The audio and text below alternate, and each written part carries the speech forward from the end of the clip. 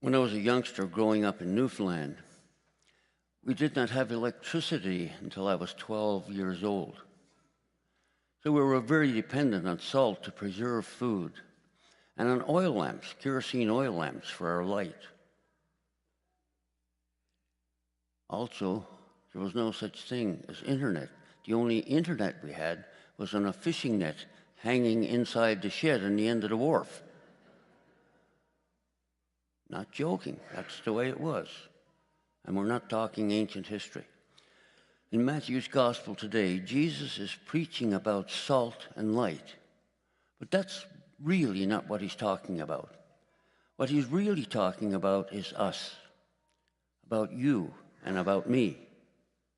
Salt and light are just the metaphors he uses to talk about us and our lives. He tells us, you are the salt of the earth. You are the light of the world. Anybody here feeling particularly salty today? Anybody feeling bright? Probably not. When my mom called me sunny, I don't think she was referring to my brightness. But today, Jesus is telling us, you are the salt of the earth, and you are the light of the world. So let's take Jesus at his word. Let's do that. The challenge of this passage is that Jesus doesn't give us much more than the metaphors to chew on. He says, you are the salt of the earth. You are the light of the world. He offers a couple of sentences of commentary on each, but that's it. That's it. He doesn't offer details about what he means. About salt, he just tells us if the salt has lost its saltiness, throw it out. It's no good. And about light, he says, no one after lighting a lamp puts it under a bushel basket, but up on the lampstand, and it gives light to all the house.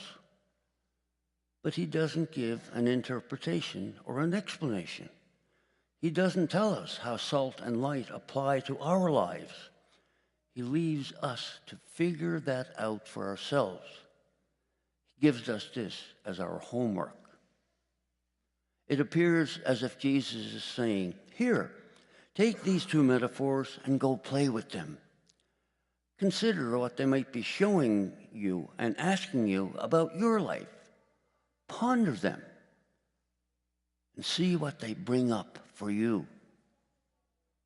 Now in Luke's gospel, we hear that Mary, when told by the angel Gabriel that she was chosen to be the mother of Jesus, kept all these things in her heart and pondered them. This verse serves as a powerful reminder of the importance of reflecting on significant moments in our own lives. So that is what we should do with them. This is the homework. Jesus is inviting us to taste and see our lives, their quality, their character, what's working and what's not. So today, my homily is not going to be one of explanation or interpretation. Instead, let's take time to reflect on these metaphors and what Jesus is getting at when he says, you are the salt of the earth. You are the light of the world. Take some time and explore what that means for you today. Let's start with something we're all too familiar with during these winter months, salt. Salt has many uses in a variety of places. It was one of the most important commodities in the ancient Roman world. People relied on it to preserve their food, to enhance its flavor, and even, believe it or not, to pay wages.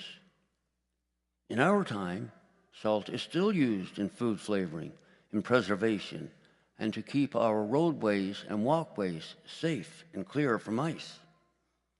It is an object of immense value and wide-ranging in what it can do. Maybe our first thought then should be considering what Jesus is saying might be that you and I have value. We have value. And we should recognize that about ourselves and about one another. We've all tasted food and said, could you please pass the salt? We've all tasted food and said, "Ah, too salty. Give me some water, please." Salt seasons and flavors food, but it has to be the right amount. If there's not enough salt, the food is tasteless and bland. If there's too much salt, you can barely swallow it. Salt is at its best when it's helping to raise up the flavors of the food it is seasoning. And if we ponder this aspect of our own saltiness, we may come to ask what parts of our lives are well seasoned and flavorful, and what parts are bland and tasteless and in need of salt. If there are parts of your life today that are tough to swallow, examine and see what's going on and what you can do about it. The same can also be asked of the way in which we lift up the flavors of those around us. The salt in our relationships with family members, with friends, with co-workers.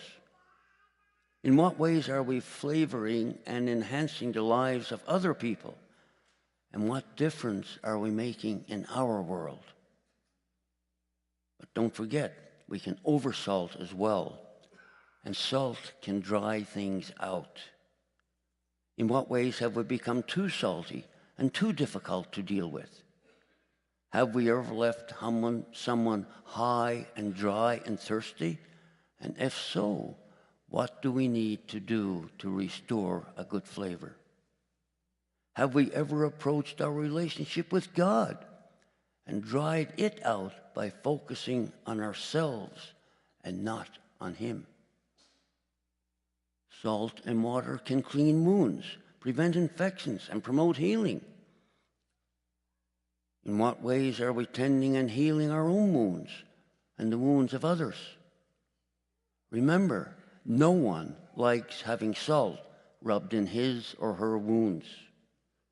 Compassion is the key. Compassion and love. What would it be like to hold the pain of another and taste the salt in our tears? There are many ways which we can examine the saltiness in our lives and come to a deeper understanding of where we use salt as a good thing or where we are too salty. But in conjunction with the salt, Jesus also gives us another metaphor to consider. He not only says you are the salt of the earth, he also tells us you are the light of the world. You are the light of the world. So what does it mean and look like for us to be light of the world? In our first reading from Isaiah we hear, "Your light shall break forth like the dawn. And when you satisfy the needs of the afflicted, then your light shall rise in the darkness." Think about how light makes a difference. After a few cold and gray days, we long for light and warmth. Plants turn toward the light. Recall a time when you watched the sunrise over the horizon in the morning and felt something new arise within your heart. We speak of new insight and awareness as the light having come on. And who among us hasn't spent a long, dark night waiting and praying for the morning light? What difference is light making in your life today? And what difference is light making in the life of another? And to follow on what Jesus says, what are the bushel baskets in your life today? What are the ways that we take the light and we try and hide it or dim it? I remember one of our grandsons asked to have a light on in his bedroom at night to push back his fear of the dark. We agreed that the light in the hall leading to his room could be left on and his bedroom door left partially open. He was comfortable with that compromise, or so he thought, until one night we woke up and found the light in his bedroom on and the bedroom door still open. But that's the way it was. So, what difference is light making in your life today? And what difference is your life making in the life of another?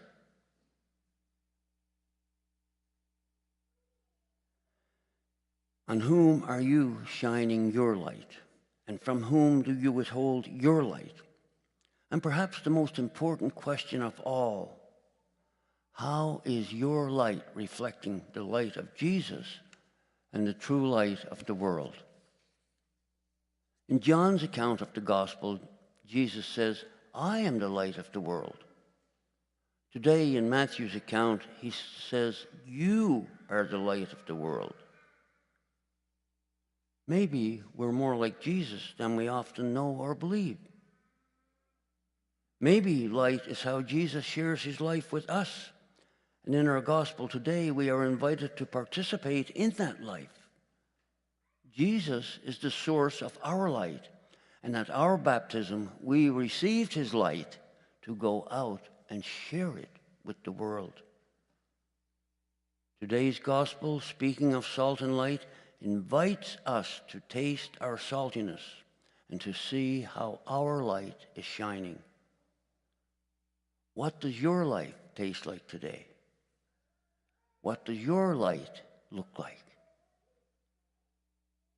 In whatever way you will answer or may have answered these questions, you might have applied these metaphors to your life. And whatever you taste and see today is just helpful information. It's not a conclusion. It's not a final judgment. It's information for you to take away and ponder. It's a starting point. It's an invitation from Jesus to grow in discipleship. To taste and see opens doors to a new life, to new possibilities, and to new ways of being. This week, I invite you to come back to this idea Jesus shares, salt and light.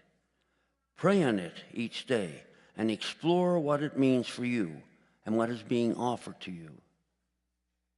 We live in a world of deepening crises, and it appears that collectively we are failing as we try to fix things the earthly way. However, if we try to fix things God's way, the way of love, compassion, and mercy, our faith might not rest on human wisdom, but on the power of God. In 10 days' time, we begin the season of Lent. We normally look for things to give up. But instead of that this year, maybe we could take up something. Take up something.